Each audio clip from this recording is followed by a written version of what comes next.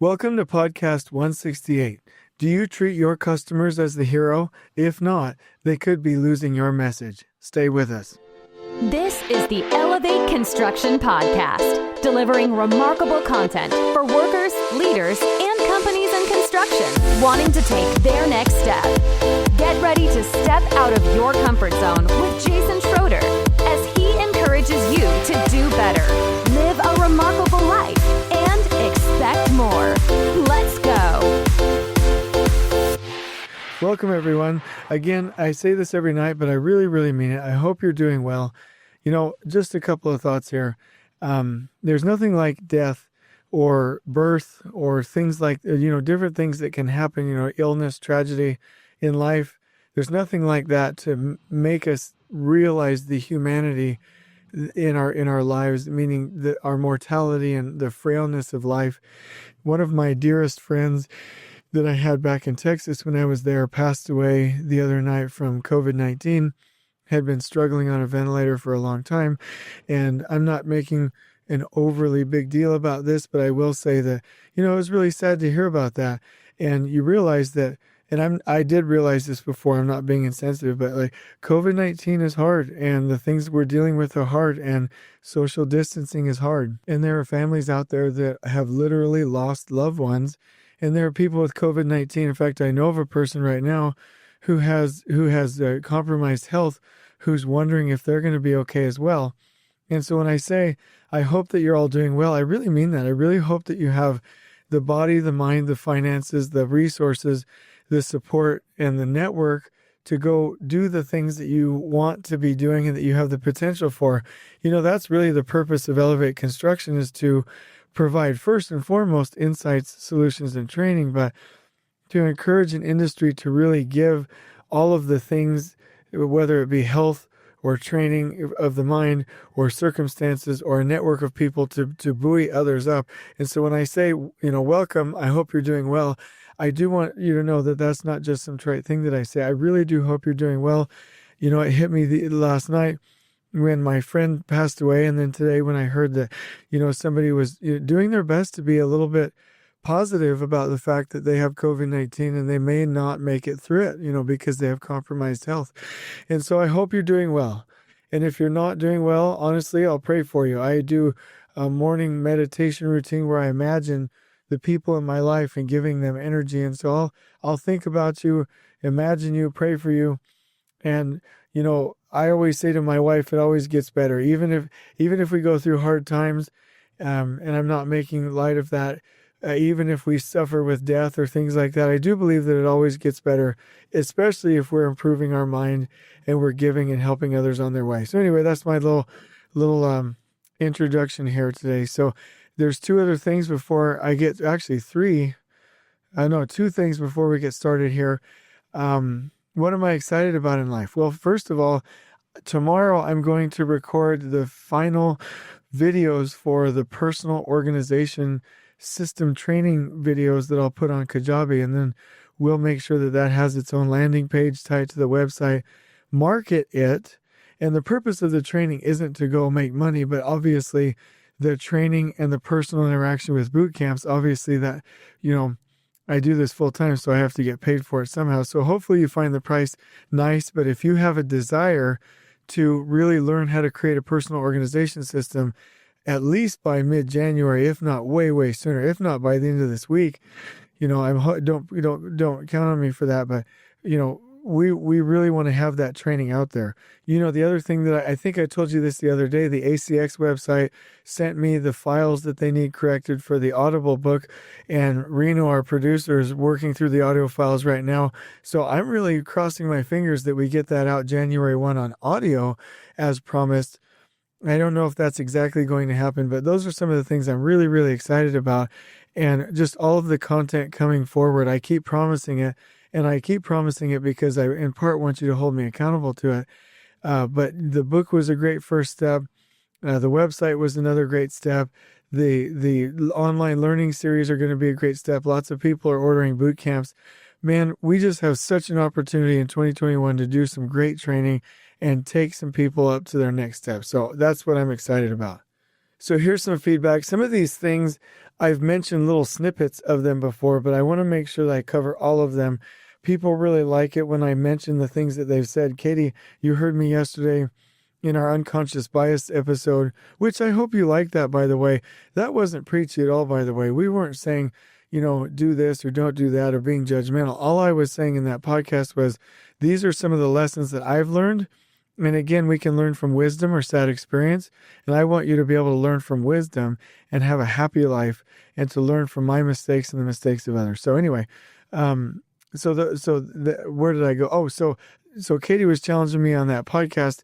Hey, why don't you mention people's names? So if you send me feedback and want me to mention your name or say it's okay, even if you want to be humble and don't say, share it on the air, just say, hey, it's okay to share your name, because I absolutely love this. I get lots of great feedback. I thrive on it. It makes, like I said, it makes the recording studio feel alive when I read things like this. I've got, so all of the sound absorption panels on the walls are dark, and it can just feel a little bit lonely. Anyway, that's not a sob story. I'm just telling you how blessed and wonderful life is when I get feedback. So here it is. Your podcast is like a fire hose of information. Where to begin? Ooh, I have read this before, but let me make sure I get the whole quote in here. I just received the paperback of Elevating Construction Superintendents and looking forward to the audible version. I was pleasantly surprised to hear you reference my question on episode 152. I'm currently implementing David Allen's Getting Things Done for my personal organization system and have found some helpful podcasts and online resources. I plan to add time for the 3 habits of a builder to my daily routine. So the reason I'm mentioning this again is because I do want to say this person is on track. Getting Things Done by David Allen is fantastic. He's talking about getting continuous education and then going back to the basics of those 3 habits of studying the drawings, being in the schedule, and doing a reflection walk every day. So kudos to you, you who wrote this to me. I'm not going to say your name without permission. So what he said was, I lack training and scheduling. I would also be, so real quick, we are going to have, and actually one of the consultants that works with Elevate Construction is working with me right now on an overall planning and scheduling system series online that we'll put on Kajabi, and a TAC planning series. So I really want to point your mind forward to January when we have that. Also, we can personally help you if you want to do some one-on-one training. So he said, I would also be interested in soft skills, as I feel like I need to increase my emotional intelligence and be more assertive. And just real quick, one thought, the Builder Bootcamp does that. If we need to get probably a superintendent bootcamp going faster than the end of this year, like I already have it planned. And in fact, and maybe I don't get a lot of response from this, maybe I do. Some things on this podcast, I get like an overwhelming amount of response back. And so we'll see if it works this time. But if you're a superintendent and you're like, yes, I want to start a superintendent bootcamp right now, and just email me. And if we can get a group of at least over 9, we need to get 9 superintendents that want to start immediately. What we'll do is we'll group you up in remote groups, but you'll work as teams. And then what we can do is we'll do everything that we possibly can. And what we'll do is, 3/4 of the way through the boot camp, what we can do is ask if people would want to do the immersive portion of the training, and actually fly to a common location, or if we want to do everything in a very facilitated online format. I'm willing to do any of those. So if you have a desire for superintendent training, please email me as soon as you hear this podcast.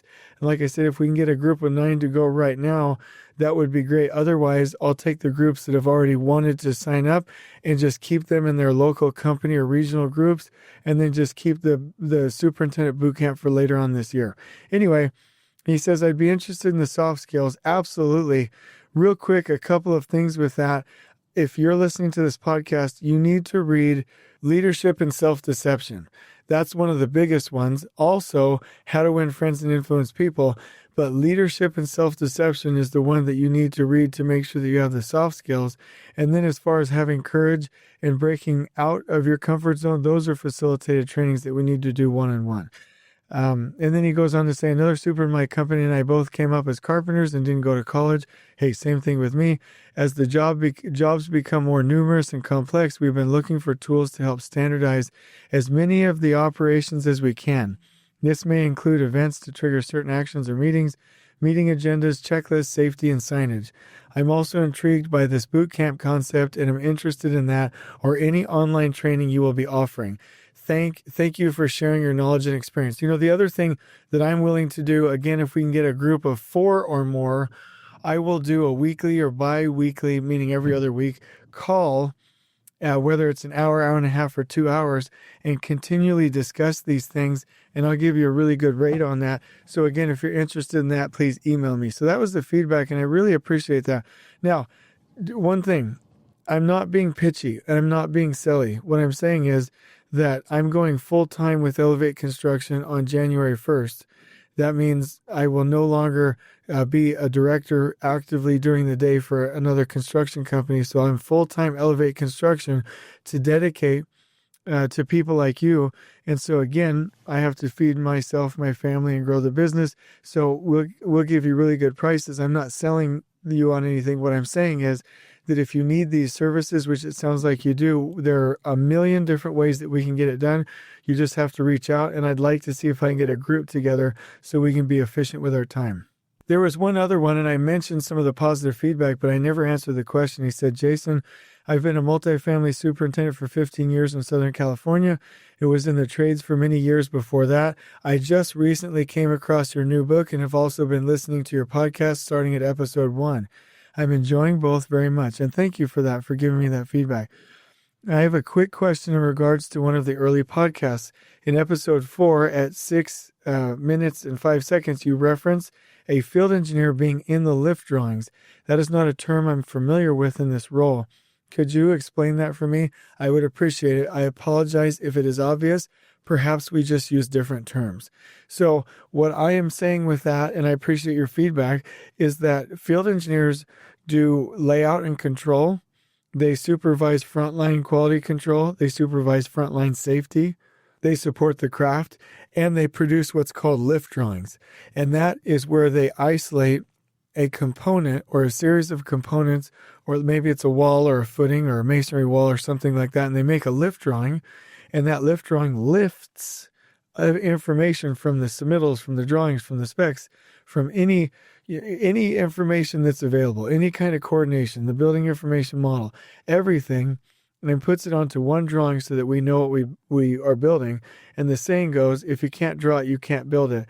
And the purpose of lift drawings are, number 1, to teach the field engineer about the building and what needs to be built. Number 2, to vet out problems and missing information and to write RFIs, because if we can't draw it on paper, we don't have enough information on the drawings to actually build it in the field. And then priority number 3 is to produce a drawing for the field to build it with. And if we never get to option or reason number 3, they're still amazing. And field engineers, and I'm going to say this because I'm respecting people and I'm respecting you guys, not being negative. A field engineer has not been a field engineer unless they do layout and control and unless they create lift drawings. All other types of field engineering, even if it's centered around construction management, that's not a true field engineering experience. A field engineer has to create lift drawings in order for them to learn what they need to learn to be successful in their future roles. And so here we go. One quick thing, changing in the construction industry. What are some things that are changing in the industry? Well, actually, one thing is that construction is becoming more of a team sport. And so that kind of ties into what we're going to talk about today. So here's some conflict. You're not helping your customers imagine themselves in your story. And this could be costing you work. And so let me give you a little bit of a story. I'm going to have to veil some of this because the information is proprietary, but it's still true and it still works and it's fantastic. And this project has been kind of a guinea pig for all of these books, and I just love it. There's a book called Building a Story Brand by Donald Miller, and the little tagline is clarifying your message so customers will listen. And I really, really love this book because they put it in a consumable format where we understand whether we're doing marketing or whether we're doing training or whether we're attracting customers or whether we're connecting with people, or in any situation where we're communicating to others our value, this book communicates how to do that in the form of a story. And so when we were going after this one proposal, and I was mostly in charge of the proposal, there were some other key people in there, but I remember the other lead and we sat down and created the flow of the format of how we were going to do the in-person presentation and the written presentation, actually, or the written proposal, actually, before we ever started composing anything, getting any of the write-ups and putting it together. We said, okay, how do we put this into a story according to the story brand? And so we started to put down some of the typical sections. Typically you have some experience in there. You talk about the team. You talk about team dynamics. You start solving their problems. You clarify what's in it for them. There's a lot of key things that go into a good proposal, right? And we restructured the whole thing to follow this story brand guideline to where they really felt like in this interview, they were the hero and we were guiding them through it, and that we could really get them there. And actually in construction, I'm not being arrogant, I'm just saying factually, we really delivered on that promise, and it's been fantastic. And so here's a summary that I'd like to give to you. I'm not going to give you everything. If you really are into marketing, or if you're in construction, you're like, I just want to win more work. I just have to win more work. I really would like to challenge you to read this book. So it's called Building a Story Brand. Here's the book in one sentence. Building a story brand is about making your customer the hero of the story. People really don't want to hear about our brand, our story, our company, our. They want to hear about their job, their problems, their rapport, everything that they care about. And the 7 big ideas from this book, which have been summarized, are: number 1, that the customer is the hero and not your brand. Number 2, that companies tend to sell solutions to external problems, but customers buy solutions to internal problems. Number 3, customers aren't looking for another hero. They're looking for a guide because they're the hero. Their name is the most important thing to them. Their company is the most important thing to them. Them getting credit is the most important thing to them. They're looking for a guide that can make them the hero. And number 4, customers trust a guide who has a plan. You can't just say, and actually I heard of somebody the other day saying, I just come into a company, I tell them I got it, we're on we go. And it's like, I don't know that entirely works. You have to show that people have a plan, right? You have to show that you have a plan. And in fact, it's funny, nobody has ever wanted to do business with me personally or hire me until they've heard a podcast or worked with me before or read my book or did anything like that. It takes a bit to get used to me. And so people are like, okay, I hear you on the podcast and I know what you're about and I know you have a plan. May not be exactly what mine is, or I may not have one at all, but I know you have a plan, right? And that's not arrogance speaking. That's just saying that I can personally testify that the people that reach out to me that want to sign up on a retainer or do consulting or do a boot camp with me or ask me to come solve a problem or build their team with organizational health are the people that listen to my podcast, meaning they know that I have a plan and we have rapport. They've gotten to know me a little bit. Number 5, customers do not take action unless they are challenged to take action. You have to directly ask them. Number 6, every human being is trying to avoid a tragic ending. And I may be able to talk about it later where we cover the fact that people are more likely to prevent loss than they are to gain.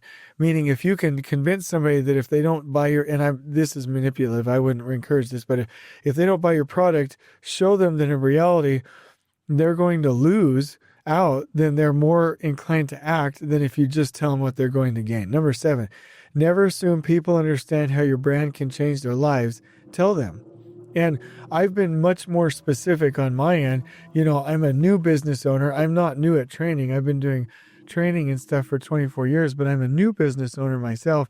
And I constantly go back through my website when reading these books. Is it clear enough? Can somebody know within 5 seconds what I do?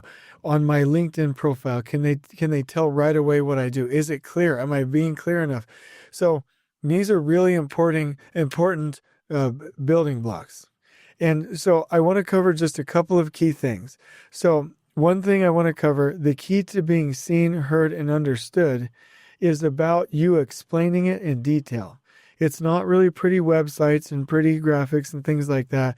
Words sell things, descriptions sell things, and if we haven't clarified our message, our customers won't listen.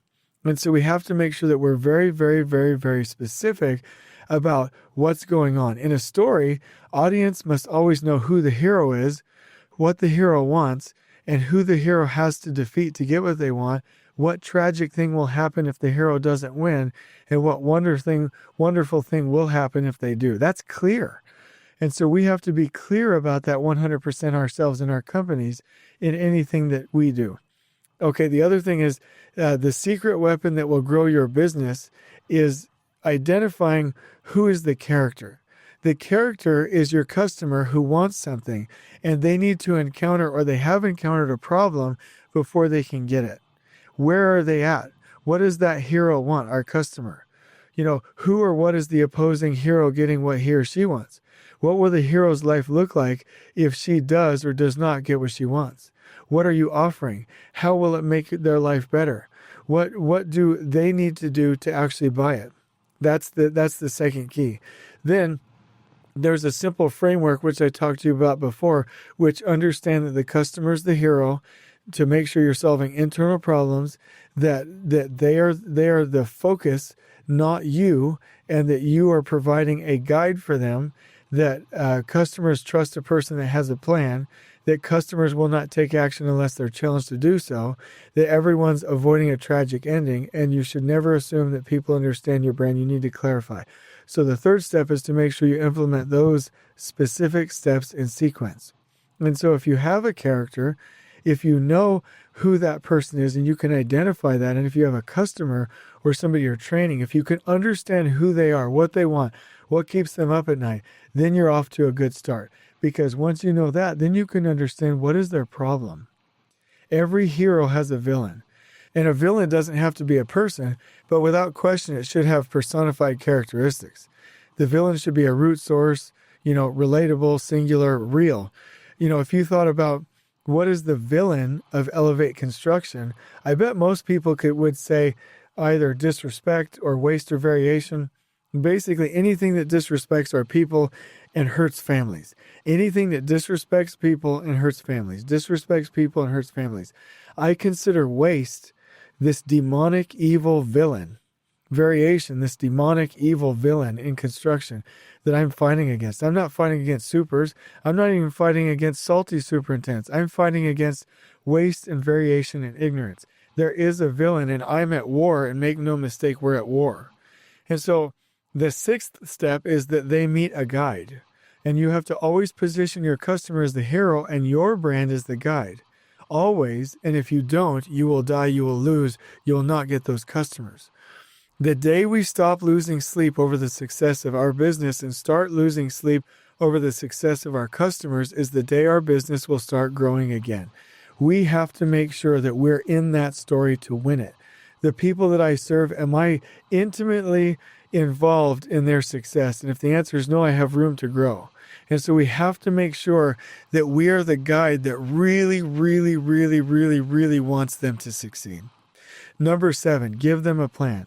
The story brand identifies 2 ways to do this, a process plan and a post-purchase plan, meaning you can give them the guide or you can give them a way that you will guide them through it, right? A process plan describes the steps a customer needs to take to buy our product, or the steps the customer needs to take to use our product after they buy it, or a mixture of both. A post-purchase process plan is best used when a customer might have problems imagining how they would use our product after they buy it. And so we have to make sure that we have a plan that's implementable, simple enough, and tailored. This is the key part. This is the inspired part. Custom tailored to their company, to their culture, to their core values and who they are, and to their capacity. We can't just be selling external problems, different languages, different systems that don't fit within the culture. And then we need to make a call to action. How many movies are there where, like on Star Wars, some ghost Jedi from the past comes up and is talking to the current hero and is like, come on, you can do this. You can do this, Rey. You can do this, Luke, right? We need to call them to action and really inspire them to take their next step. And then number 9, make sure that you're helping them to avoid failure. People are more likely to be dissatisfied with a loss than they are to be satisfied with a gain. And we have to make sure that we are truly and factually preventing something negative from happening either in their family, their career, their project site, whatever, and that we're actually adding value. And then number 10, everything has to end in success. We need to make sure that they can see the win, that there are measurables, that they can know that this has done them some good and that they are the hero. And that's really the step. That's really where we have to head, because right now, and let me just tell you a couple things. I use this in proposals. I use this in presentations. I use this in podcasts where I can. I use this in different stories and different books where I can. I use this especially when I'm doing trainings. Like any good training that I've been through has been like a story brand. Like let's take Field Engineer Bootcamp, for instance. The field engineer is the hero. The families are what's at stake. Wasted time and ignorance is the villain and the enemy. And people that would want to, needlessly and uselessly and irresponsibly waste their time. And this hero is given 2 sets of points or three points and a set of plans. And the hero at the end of boot camp has to build a set of footings and accomplish this great team by building the team, by figuring things out and becoming a person who will ultimately be better for the craft, themselves, their company, and their families. And so we put that into a story, and each day is themed, and they know that they're the hero, and they have guides. Everything fits into a story. And there's also another book called Wired for Story. We as humans want to see that we're in a story. And so why not leverage that? Why not connect that and get rid of the disconnecting of individual concepts? And so the current condition is we don't clarify our message. We don't clarify that the customer is our hero, and we don't put things into a story. And so my challenge is read this book, follow this outline. You can download some really good outlines here. But the bottom line is, even if all you take from this podcast is that we need to understand that we're wired for story, that our customers are our heroes, and that we can have to clarify how we can get them to where they want to be.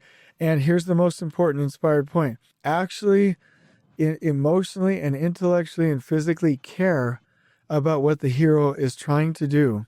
That's the key. If we can really connect with our clients and feel the same way that they feel about it, I think that'll be fantastic. In fact, the other day I was working with a client and I'm like, hey, you hired me to do these 3 things. And I could tell in a meeting that he was stressing out about one of them. Like that one was his priority. And I'm like, okay, we're going to shift. We're going to put those 2 on pause and we're going to really focus in on this one because they care about it. And I care about the customer and I care about their mission. And we can all care because they are the heroes and we are the guides. And we are in a story and we can win and we can prevent others from losing. And that's really the basis of everything that we do because we are all designed to and deserve and can. And there's no reason to not live a remarkable life. And putting our circumstances and these tools and processes and our services into a story will show them how they can be the hero and ultimately win. On we go. Join us next time in elevating the entire construction experience for workers, leaders, and companies coast to coast. If you're enjoying the show, please feel free to share with your construction colleagues and help us spread the word by rating, subscribing, and leaving a review on your preferred podcast listening platform. We really appreciate it. We'll catch you next time on the Elevate Construction Podcast.